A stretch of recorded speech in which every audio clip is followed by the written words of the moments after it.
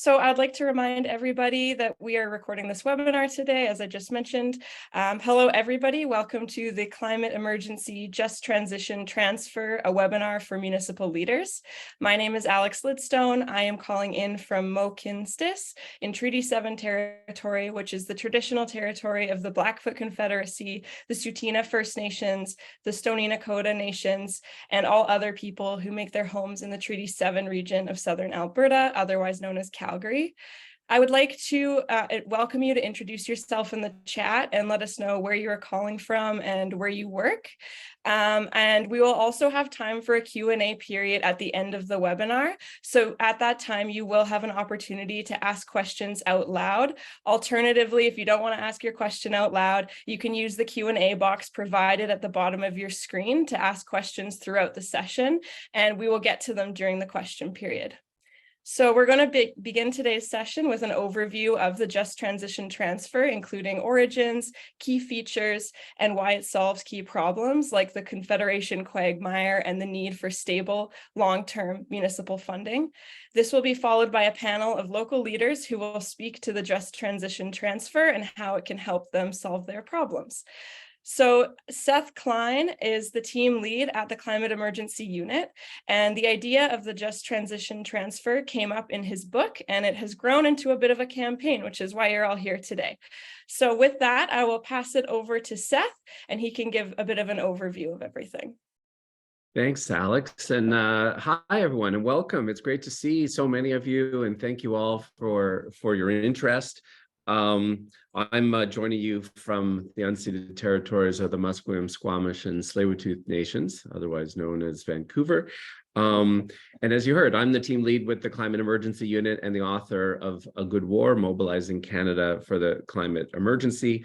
For those of you who aren't familiar with the Climate Emergency Unit, we're a small national team that seeks to encourage and convene coalition tables around genuine climate emergency ideas.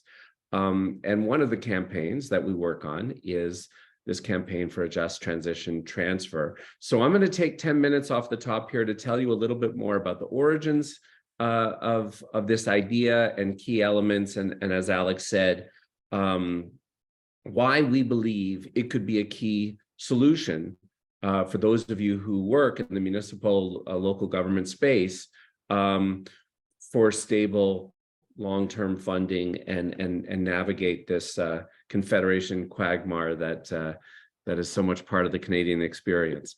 So it's our view that this idea really speaks to the unique needs and challenges of fiscal federalism in Canada.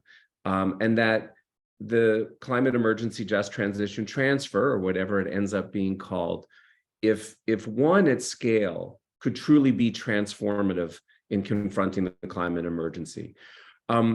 So in terms of how this idea came to be, it actually came out of a discussion I was having with the president of the Alberta Federation of Labor, Gil McGowan, when I was interviewing him for my book. Gil, it's interesting, as he comes from the belly of the beast, as it were, in Alberta, and yet among labor leaders in the country, I think you're hard pressed to find one that gets the climate emergency as much as Gil McGowan. And yet, when I was interviewing him, he was rightly making the case that Confederation needs to recognize and appreciate that certain regions in Canada, particularly the oil-producing provinces, have more heavy lifting to do when it comes to the energy and economic transition in the face of the climate crisis. And he initially wondered whether or not maybe some premiers have it right that we should reopen the equalization formula and have it recognize that. I countered saying, look, I don't think you want to do that. The equalization formula is embedded in the Constitution. It's complicated. It mostly functions the way we want it to function. What if instead we had an entirely new federal transfer to the provinces, purpose-built for this task of just transition? And that's where the idea emerged. At the Climate Emergency Unit, we talk about what we call the 6 markers of emergency. I'll actually throw them up on the screen for a second. These are, if you will, the indicators that a government is truly in emergency mode. And you'll note the first two of those are that it spends what it takes to win. The second, that it creates new economic institutions to get the job done. A third marker, number 5, particularly relevant to this topic, is this commitment to leave no one behind. And the 6th marker around Indigenous rights and title, all of which is part of the appeal of the Just Transition Transfer, is that it hits multiple markers of emergency, as I think you'll come to see in a moment. The problem is that while the federal government is starting to take some meaningful action on climate, it's not hitting any of those markers. We're still trying to incentivize our way to victory. And I don't think it's going to work. You know, the flagship policies that we have, the carbon price, all these climate tax credits, they're going to have some helpful effect, but they're not going to put us on a path to bend the greenhouse gas emissions curve at the pace and pitch required. We are not spending what it takes to win. We are not creating new transformative institutions to get this job done. And frustratingly, we have yet to make a compelling counteroffer to the thousands of people understandably anxious about what this transition means for their jobs and their livelihoods.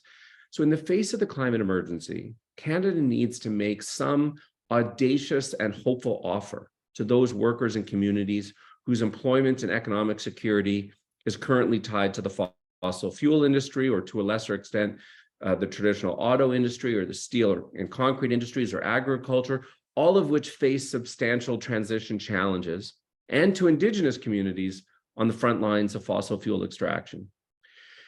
So sometime in June, we're told that there's going to be a new Just Transition Act from the feds. It might be called something else like Sustainable Jobs, and that's good. We need that. But we also need that promise of just transition to be backed up with a substantial financial investment in the jobs of the future, if that promise isn't going to be a hollow one. So our contention is that a Just Transition Transfer could be specifically linked to funding climate infrastructure projects that would create thousands of jobs, along with training and apprenticeships, and that a transfer like this could be a mechanism to renew confederation as we rise to the climate crisis.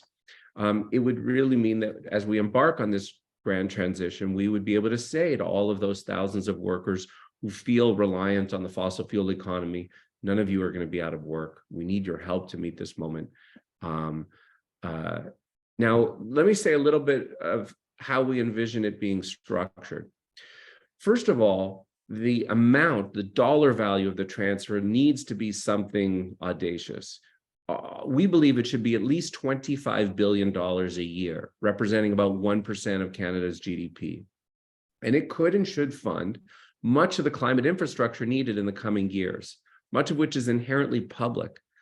But the transfer would speak to this climate confederation conundrum, which is that while most of the climate infrastructure we need will logically come under provincial or municipal or Indigenous jurisdiction, so renewable energy projects, transit, housing, that's primarily under your folks' jurisdiction, but it's the federal government that has the greatest capacity to pay. So that's the case for this. But there would be two features of the transition transfer that would distinguish it from other traditional federal transfers like health and education transfers. The first is that unlike those other transfers that allocate funding based on population, the Just Transition Transfer would distribute the money based on a formula linked to recent greenhouse gas emissions in each province, but fixed from that point forward so it doesn't perversely incentivize continued high emissions. So that would recognize that jurisdictions like Alberta, Saskatchewan, Newfoundland, and Labrador face a more challenging task transitioning their economies. So for example, Alberta currently produces 38% of Canada's greenhouse gas emissions, which is about 3 to 4 times their share of the population. It would receive 38% of the federal transfer money. Moving forward, the amount could be adjusted to reward jurisdictions that take swifter action. But the second unique feature is that we wouldn't transfer the money right to provincial governments. Too many of them aren't on board enough on climate, frankly. Rather, the just transition funds would go to newly established just transition agencies, one in each province and territory, jointly governed by the federal government, provincial and territorial governments, and local governments, and vitally as well, Indigenous nations from each province. And that would ensure that the transfer money isn't simply being absorbed into provincial coffers or used to displace other infrastructure or training funds. It would ensure that the money is used for its intended purpose. And there's already models for this kind of joint governance structure, like the port authorities or that kind of thing. And it may be that we need separate transfers made directly to Indigenous communities. But the benefit of structuring a transfer around just transition agencies locally is that it provides assurance that the projects undertaken are sensitive to the realities and needs of each locale. You know, each province and jurisdiction has its own greenhouse gas emissions profile and its own labor market needs. And this model would allow for that and recognize that. There's a long list of worthwhile projects that the transfer could fund, but the key is that it would represent real dollars, actual transition and new jobs, not some vague assurance. You could attach other conditions to it if we wanted to do that, but it is an innovation that we think could be a linchpin within our overall transition plan. And as you folks all know who work in the local government sector, you know, there was the last federal budget had almost no new money for local government needs on the climate front. It's hard to win federal dollars. And then even when you win it, you end up having to re-prosecute the case every 2 to 3 years. This could provide stable long-term funding for neighborhood energy utilities, transit, zero-emission affordable housing, as well as training and operating needs if that's what the local agency determined was needed. And it could embed this in a way that future-proofs it from future changes in the federal government. So that's the gist of the idea. And I'll throw it back to Alex and our panel to share some reflections on it. Amazing. Thank you so much, Seth. That was a great overview, and I'm super excited to dig into this for the rest of the webinar today. Just a reminder for new folks who joined, we do have a question and answer period after the panelists, which are happening right now. So you can either ask your questions out loud during that time, or you can use the Q&A box provided at the bottom of your screen. So now we have a panel of speakers to discuss how the just transition transfer could help at the local level.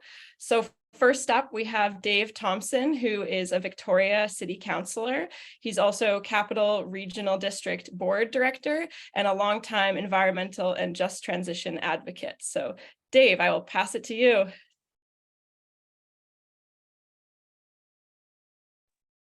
You're on mute.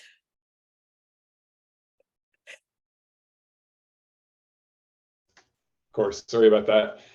Thanks for that, and thanks, Seth, for introducing it. I think it would be super helpful for the City of Victoria to help us deliver on climate action. As I think probably everybody on this call knows that municipalities have a big potential for that, partly because we're not constrained by party politics. And our approach is we want to leverage climate action up by helping one another between municipalities. And we're starting to see that in our policy work. For instance, our work on zero carbon for new buildings. And Saanich has followed suit just last week. I'm in touch with 3 other municipalities regionally. So we can do this work of helping each other along, but shifting focus from policy to infrastructure investment, the funding is a much bigger challenge. So we've got 2 major sources: property taxes, which are politically difficult to raise, especially for climate action, and grants, which are just unpredictable. So it's really hard to plan, much less execute major infrastructure projects. And some of these are, you know, things like investing in sustainable transportation infrastructure, rapid transit, bus lanes, protected bike lanes, that sort of thing, and densification. I mean, that's the biggest lever municipalities have, is densifying, building more compact, complete communities. So we're taking action on both of these. We're changing our planning and our zoning rules. But we also need to provide amenities if we're going to lure people to live in downtown and core areas where they have complete communities and lots of access to sustainable transportation. We're going to need to buy land for parks, I should say, and build them and buy land for affordable housing for that matter. So, and that's a major undertaking, requires a lot of money. So it's really important to have predictable, dependable, regular funding, as opposed to sort of lurching from grant to grant and not being able to sequence these things properly. Another thing we're looking at here in our region is making our climate action more equitable, and I'll throw a little link into the chat about that. The Community Social Planning Council's doing a lot of great work about that. So back to the political point, the nice thing about the Just Transitions Transfer is that it means that that money that gets shifted over to those agencies that Seth was talking about is also freed up from party politics. And so when you've got progressive municipalities that want to move forward on climate, we can. And I think I'm supposed to be done by now. So that's it for me. Wonderful. Thank you so much, Dave. That was a very great and succinct articulation of the challenges and the need for this funding. Next up, we have Councillor Christine Boyle, who is Vancouver City Councillor. She introduced the first municipal climate emergency motion in English Canada in early 2019, which is awesome, and has led on the city's climate emergency action plans. So Christine, you can take it away. Thanks so much for having me. I will try to be as concise as Dave was. And so I'm joining you from the unceded territories of the Musqueam, Squamish, and Tsleil-Waututh nations. And I will just start by saying Vancouver has a good climate plan. Since 2019, we have been shaping this plan. We have excellent staff. We have a plan that reflects the emergency, that incorporates equity. We know what we need to be doing as a local government, but we have two problems. And the first is that our climate plan has a $230 million funding gap. All of the actions that we need in order to tackle the climate emergency, to get our emissions down at the scale and speed that are needed, that's the funding gap between what we're already investing, which is substantial, and what we need. Our second problem is political. We need the political courage and leadership to actually implement every one of those big moves to get all the way there. And as Dave spoke to, the financial tools of local governments are really limited. So I do think the second political problem becomes a bit easier when the first financial problem is addressed. And the good news is that all of these costs that we have, this financial gap that we have in our plan, they're important, tangible investments that improve health and safety and equity for residents, current and future residents in Vancouver, while reducing our greenhouse gas emissions. They're not some pie in the sky ideas. They're safe routes for kids and families getting to school. They're heating and cooling in public and non-market housing buildings, and actually heating and cooling in all buildings, fuel swapping our buildings off of fracked methane gas and onto electric heat pumps. In BC, in our heat dome a couple of years ago, there were over 700 heat-related deaths, nearly all of them people dying in their own homes because of overheating. So we could be making really important investments, not just to significantly reduce our emissions, but to keep people alive. The other pieces of the funding gap are sidewalks and safe separated bike lanes, they're bus shelters and bus priority measures, they're curb cuts and other accessibility improvements, public e-charging, and expanding our neighborhood energy utilities, restored creeks and expanded urban forests, particularly planting trees in underserved neighborhoods where we see a higher heat island effect and where more people are being impacted by extreme weather events. And as Dave spoke to, parks and other social infrastructure that build the community that we know we need to get through the weather events that are coming. So that's what a just transition transfer could mean for Vancouver. And I am wholeheartedly behind it, excited about it. I know how much of a difference it would make for residents here and elsewhere. Mhm. Wonderful. Thank you so much. That was another very succinct and great summary of everything that the Just Transition Transfer could do. Next up, we have Councillor Alison Gu, who is a Burnaby City Councillor and longtime climate activist. She's the city's top vote getter in the last election, which is amazing. Congratulations for that. So you can take it away. Thank you. I swear I didn't write that bio. So I think we've heard a little bit about why the transfer is important. I think from a municipal level, I always think about the capacity of staff to apply for funding, the amount of time that we dedicate to applications, the fact that it's uncertain and not guaranteed. And most importantly, every time a municipality applies for grants to do projects, we are fighting each other for scraps. And to have a federal transfer is a fair way of effectively tackling climate change. I'll use the example of personal transportation.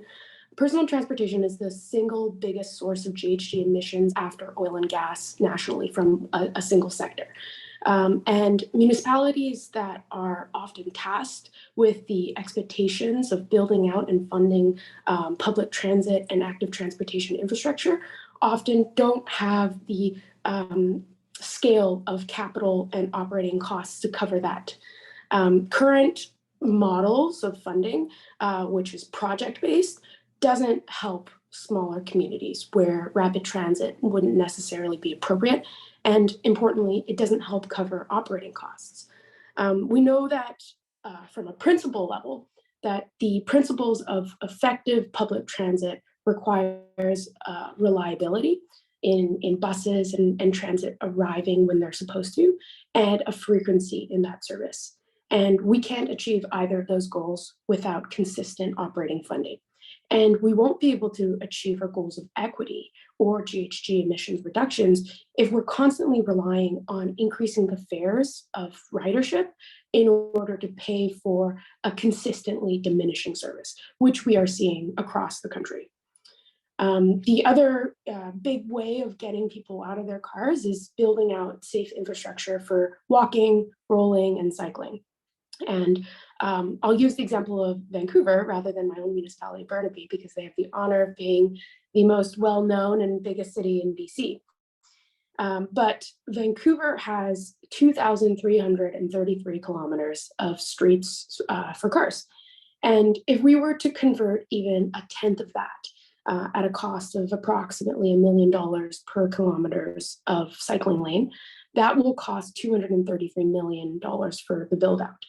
We know that the amount of funding that has been put towards electric vehicles has probably been in that magnitude and that scale, but that has been able to mostly help people who are already well off and able to afford an at least $40,000 brand new car. And because municipalities have the responsibility of infrastructure and public transit, having this type of just transition transfer is a way to have a reliable amount of funding that comes in to help everybody else. Awesome. Thank you. Even more great points to add on to that. So really appreciate that. And finally, our fourth panelist for today is Mike Layton, who is former Toronto City Councillor and longtime climate activist, and he led much of the city's climate work. Now, Mike is the Sustainability Director with York University. So you can take it away. Well, thank you very much, Alex, and thank you for all the panelists for continuing your work in the municipalities across the country. I am recovering from my 12 years at Toronto City Council. So as you approach that length of time, then I'm sure you can see why it was time to take a little bit of a break, including because I have a couple small kids at home. Listen, this is really exciting work, and I'll tell you why. It's because it adds to the toolbox two really important things that have been missing, and I just want to focus my time on them. One is that this tool would respond to the unique needs of our communities, because Like the reality is, while cities across the country have some similarities, Seth in his opening remarks did point to the fact that we have different greenhouse gas emissions profiles. And this is a function of our natural environment, a function of the resource extraction that's done, and a function of the industries that we support and that support us and our economic activity. And the reality is, national programs one size doesn't always fit all, and it's a challenge for us to rely solely on provincial governments to give the necessary application of those funds to the projects that are most deserving. And that gets to the second part of why I think that this is such an important initiative, is the feature that makes it future-proof.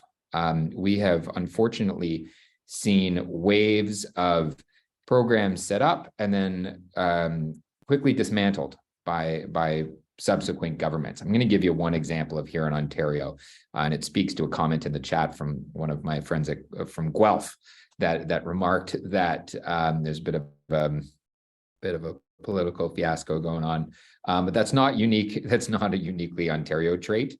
It tends to flow across the country and through time. But I'm going to give one example, and that's the Green Energy and Economy Act. This was a piece of legislation of industrial economic legislation that was supposed to respond to the climate crisis and actually start setting us on a course of building up the economy around renewable energy. It was modeled after a European-based feed-in tariff system. We spent, and I was on this team before I was in politics in the Green Energy Act Alliance. We built a supportive coalition of labor, of farmers, of industry experts, of environmentalists, of Indigenous organizations and governments, and we had this strong, big tent support for this policy, which moved forward. It got introduced. Turbines started going up. Solar panels were going on rooftop. It wasn't perfect. But we were perfecting it, and we were attracting investments, a global investment into manufacturing of some of the components. This is exactly what it was intended to do. But because it was associated with the McGuinty and Wynne governments, right when Premier Ford got in, he dismantled the whole thing. And that's because it was a legacy of theirs, not of his.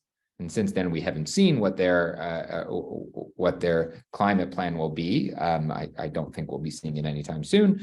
I'm not holding my breath, but it speaks to the fact that had we more securely made that program future-proof, and it was an effort that was being undertaken by many, then perhaps we could have given the stability and the certainty to the industry that you need to provide for them if they're going to come here and make billions of dollars worth of investment in renewable technology. And the fact is, if you have political fiascos like we have across the country and nationally, we're not going to be able to generate that certainty for the economic generation. And here I am, like someone pretty far left on the spectrum, talking about economic certainty that we're going to create for these multinational corporations. But the fact is, we need to, in order to get that level of investment. And part of that is investing as heavily as we can into it to make it as attractive as we can for everyone to make those changes over. So those two aspects, the responding to the unique needs of communities across the country and this future-proofing that's done through this multi-party, this multi-level, this tripartisan. There's a fourth level, so we've got quad-partisan, quad-party level of engagement that I see being unique and necessary in order for us to have our eye on the long-term prize. So thank you very much. Thank you. Well, there you have it, folks. Those are 4 very different takes on how this will help at the local level, with a lot of really great points for you to think about and mull over. So now we have time for a question period. So you can ask questions to any of the panelists or to Seth, or I can just figure out who your question is for. So you can either use the hand raise function, or you can use the Q&A function at the bottom of the screen. And I did see a question come through in the chat, so I will go to that one first while you think of your questions and raise your hands. So the question is, future proofing is a great point. What about making the Just Transition Transfer a large endowment controlled by an independent agency, financed by debt at the federal level if needed? Seth. That could be, it could be that model. I mean, I think we need an annual expenditure, as I mentioned earlier, of something in the realm of 25 billion a year for this level of infrastructure. So if you're doing it through an endowment, you would need a very large endowment to produce that level of returns. So my inclination was more towards an annualized transfer, but think about this in terms of future proofing. Think about all of the privatization of federal crown enterprises since Mulrooney. Petro-Canada, Air Canada, and so on. But one thing that wasn't privatized was the ports. So because you had that multi-level governance, as we're proposing here, it becomes harder to unwind. And also, once you have that large federal transfer to these lower levels of government, as we know from our experience with health funding and education transfers and so on, you create a political constituency among local governments, among provincial governments, that's ready to go to the barricades to defend that in the future. It doesn't mean a future government couldn't slash it or significantly underfund it, but it makes it more complex. And I do want to note one other comment from Ian, I think, around the equity elements of this. This is partly why we say the feds just need to spend the money.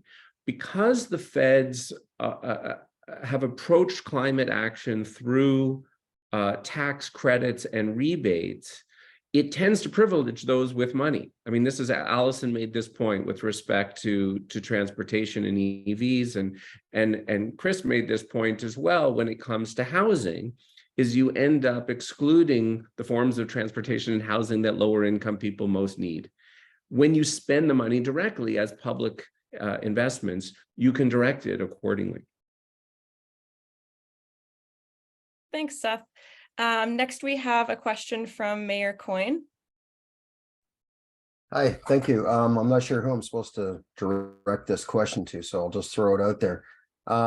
A lot of these examples are for large urban areas, and our community is small. I'm also part of the vice chair of our regional district, and I represent a lot of small communities. Even our largest community would be considered small.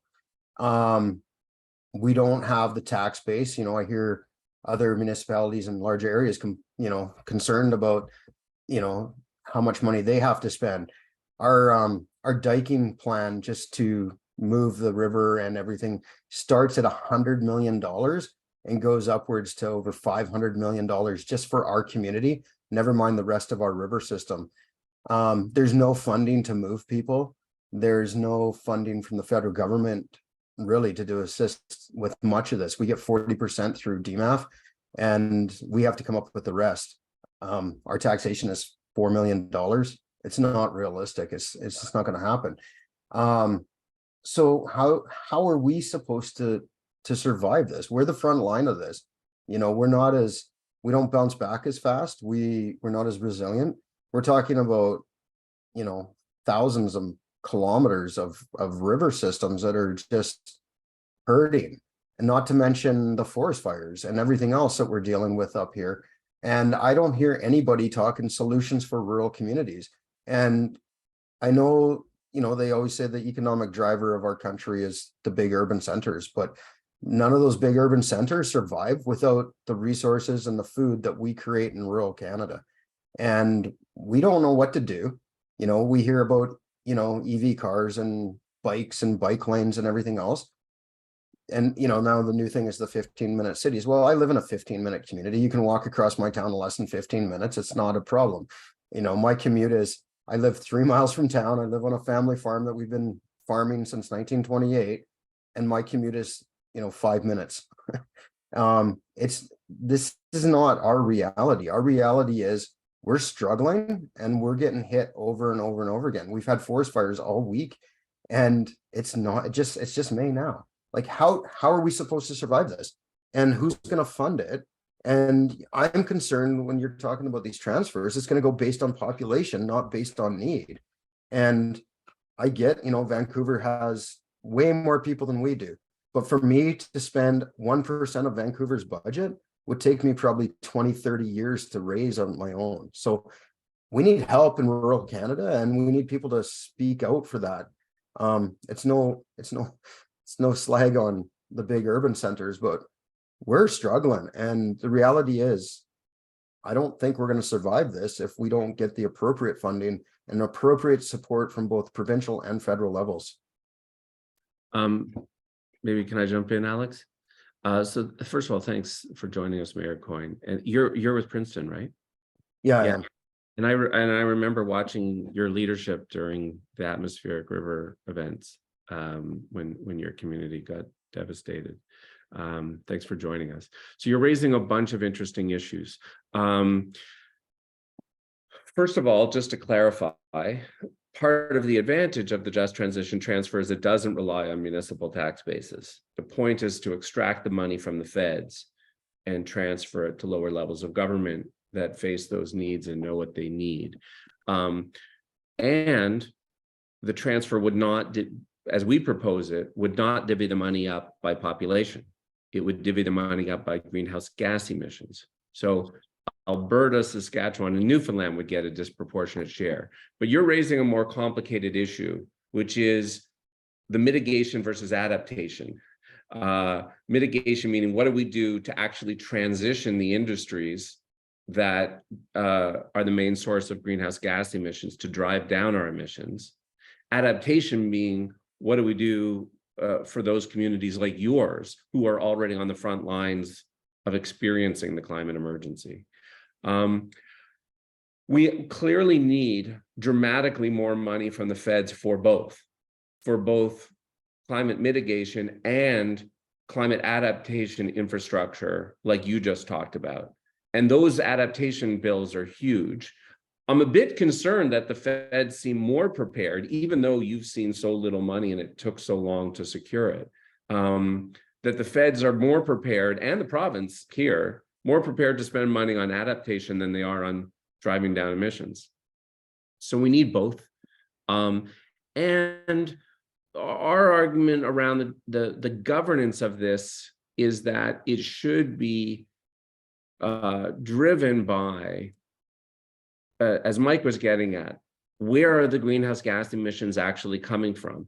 And a lot of those are not in the urban centers. I mean, there's housing in the urban centers, but the bulk of, the largest source of emissions in this country is the oil and gas industry, and that's not in urban centers. It's in smaller centers.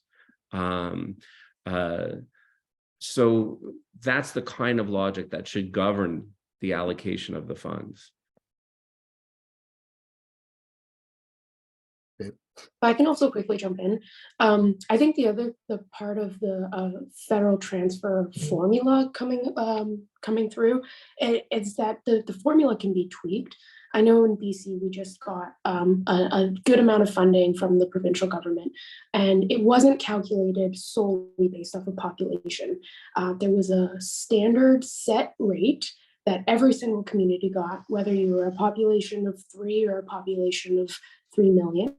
And then you can layer on top population, you can layer on top growth, you can layer on top other factors that you want to consider.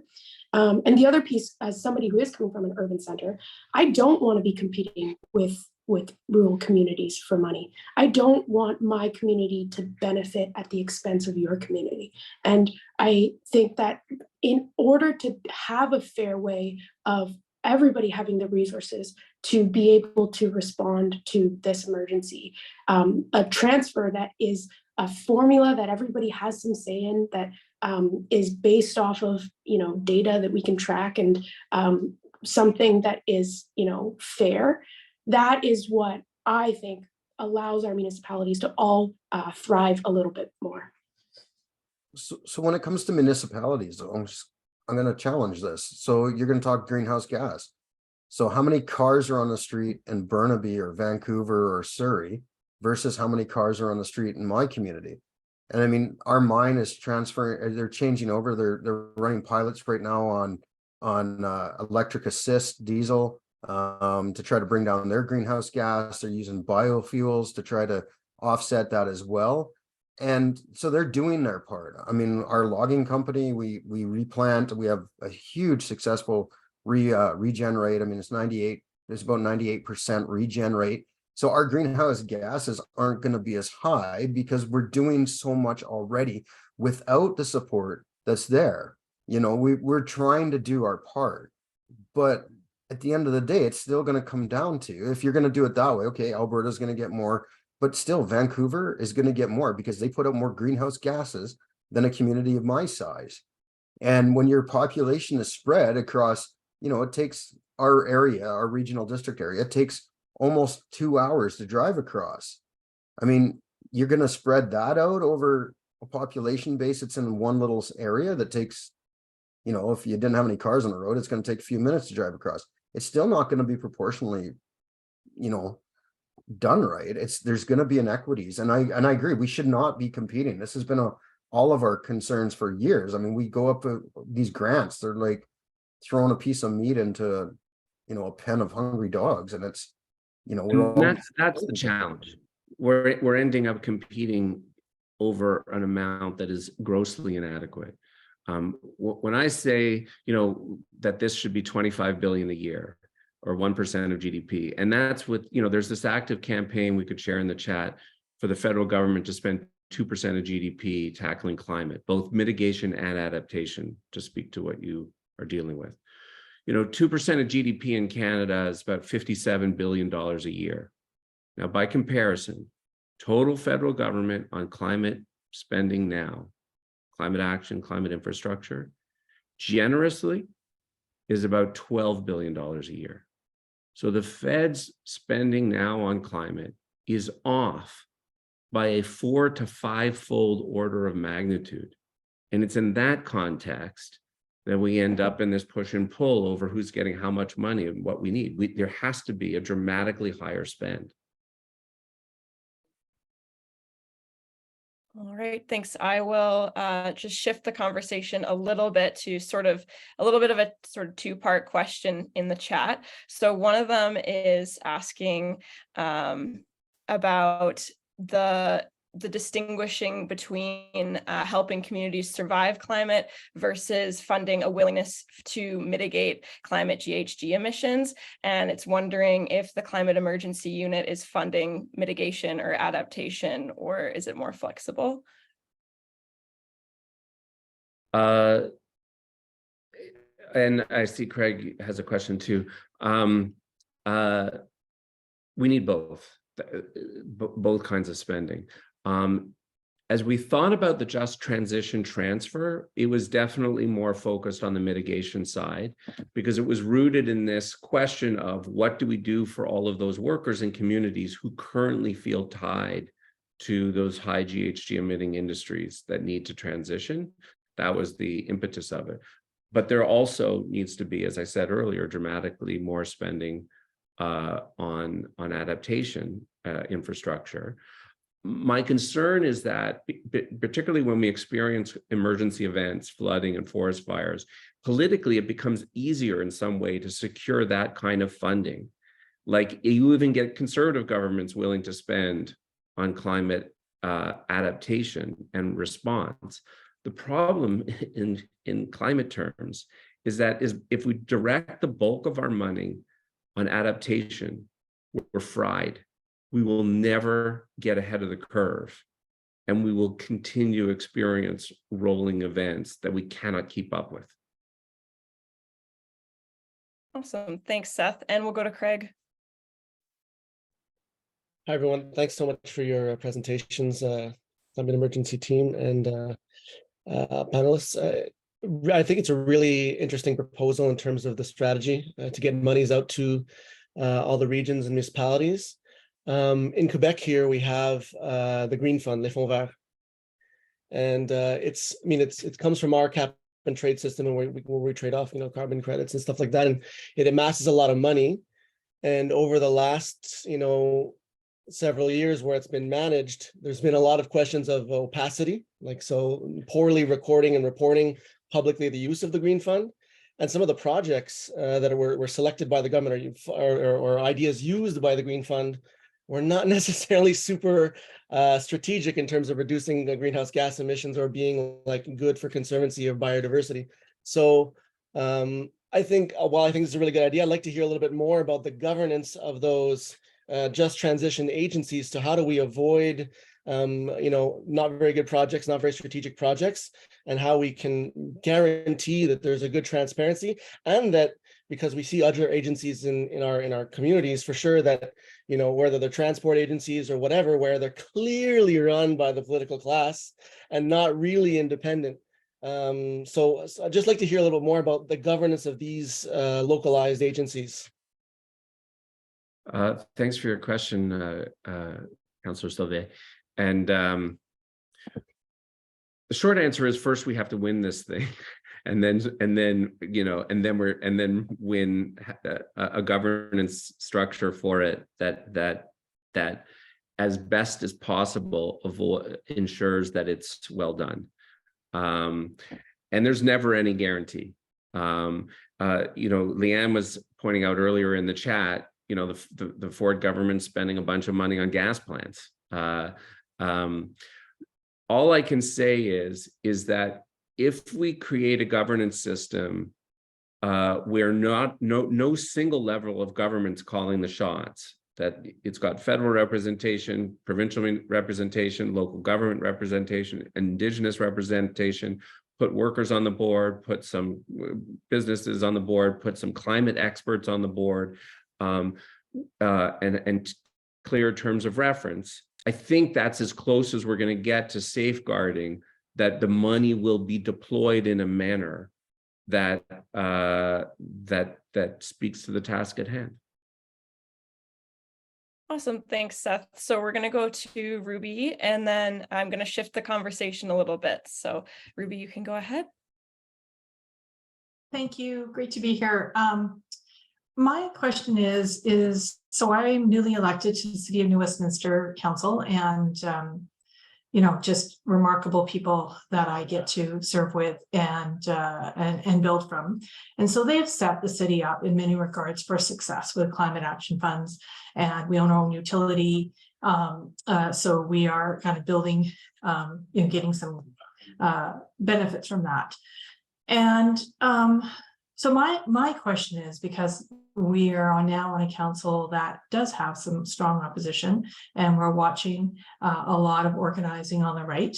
And my fear is that they're getting some momentum. I want to be wrong, but and maybe I'm just in this weird bubble, but I'm getting the sense that they are. And so my question is, and it goes, I think, to what Christine was saying, political will, we need the political will. And I feel like I am, sometimes I go to these things. I mean, this is always fantastic to go to more, kind of, get re-inspired, but sometimes I feel like it's the same people. We're slowly making, bringing more people into the tent. But I guess the bigger question is how are we organizing more? Because I feel like the right is organizing more than we are. And, municipally, federally, and provincially, because I think the solutions are there. We just need the political will to get it. So I don't know. That's kind of my vague question, because it's really concerning to me.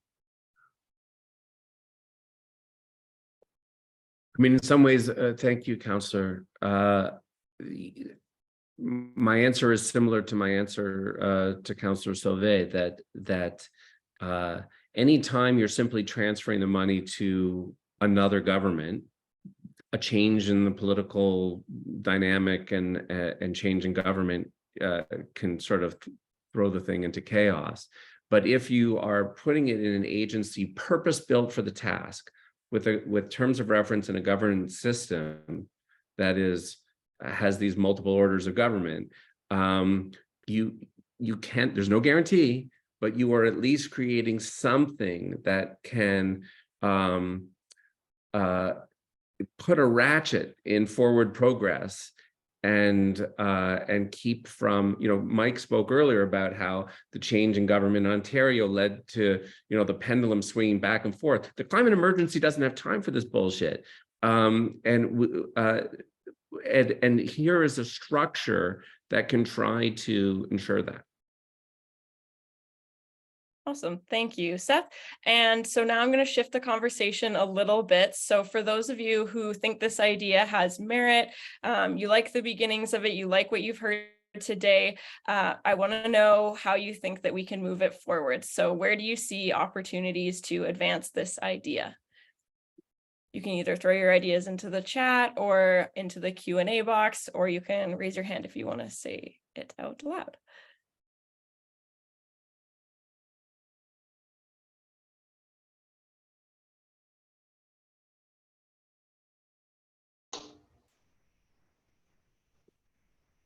Can I ask a question, Alex? Yes. Do you mean how do we politically organize to get the federal government to agree to this? Or do you mean something else by that?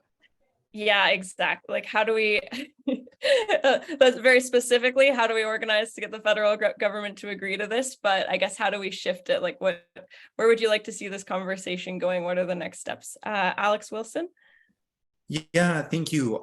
In Hamilton, Ontario, we just did the first round of our biodiversity action plan. Today, we're very much seeing yes mitigation on buildings, industry, transportation as central to our climate plan, but we're also in a biodiversity hotspot, and our relationship with our water has made international attention. And so cleaning that up and repairing our relationship with our water, thinking about our real stewardship is also fundamental to that journey and that climate action. And so I think to bring in rural constituencies, I think to make this a yes and conversation and to move it forward, I think understanding that yes, mitigation work, but also allowing that flow to maybe restoration work and seeing that like youth climate cores, things like that as part of this, because I think that helps bring in our rural neighbors. I'm lucky enough to represent an area that's urban, suburban, and rural, and we're all connected along a watershed.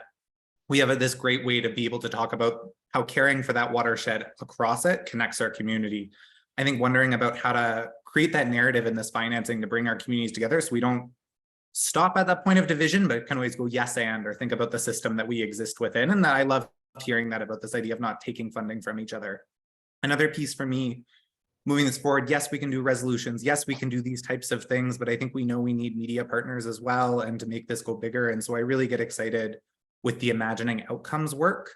I think 350 has done a lot of great work with that at a national scale. So I would be really curious to say, we say this funding happens and it happens soon. Where are we 3 years down the road? What have we done? And how can we focus more on the outcomes and less on the mechanism? Although I think we've done it, like it sounds like a great mechanism, really excited about it. But I think to sell it more on the outcomes there. Yeah, those are some early thoughts from me. Thank you. Great. Thank you so much. Those were really great thoughts and super helpful. We also have a comment in the chat saying for those who are on the FCM board or committees, they can start to bring this forward as a local government issue, particularly through Infrastructure Committee and Environment Committee.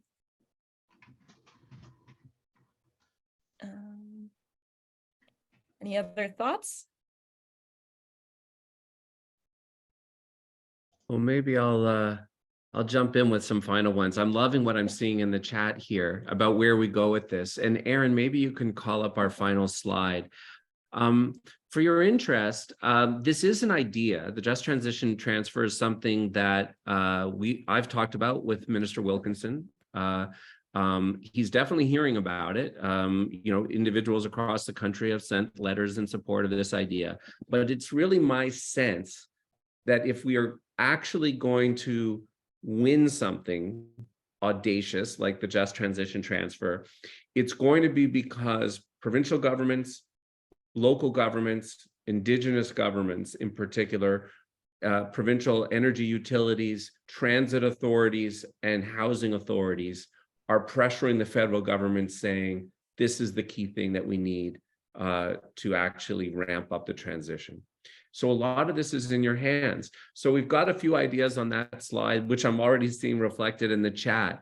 Please shop this idea around in your organizations, your councils, your networks, see what people think. If this is of interest, please consider sending a letter to the federal government, in particular to Prime Minister Trudeau, Minister Friedland, and Minister Wilkinson, urging them to consider this idea. Third, if your council, if the interest is there, can your council pass a motion of support for the Just Transition Transfer? And we're certainly happy to help with the drafting of such a resolution. And fourth, please try to talk this idea up with the big city mayors and at FCM. If we can provide any help, we are happy to. So please get in touch. If you want some follow-up, if you'd like an internal briefing for your council or your staff team or your colleagues, my email is there at the bottom of the slide. And we'll share it in a follow-up email to all of you who registered.